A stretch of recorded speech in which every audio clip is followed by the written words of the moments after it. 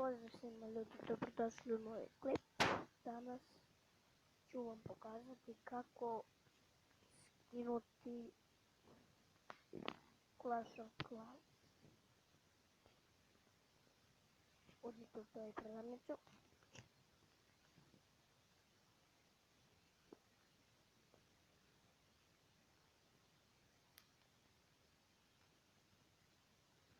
Idete Clash of Clans i idete instalira the info.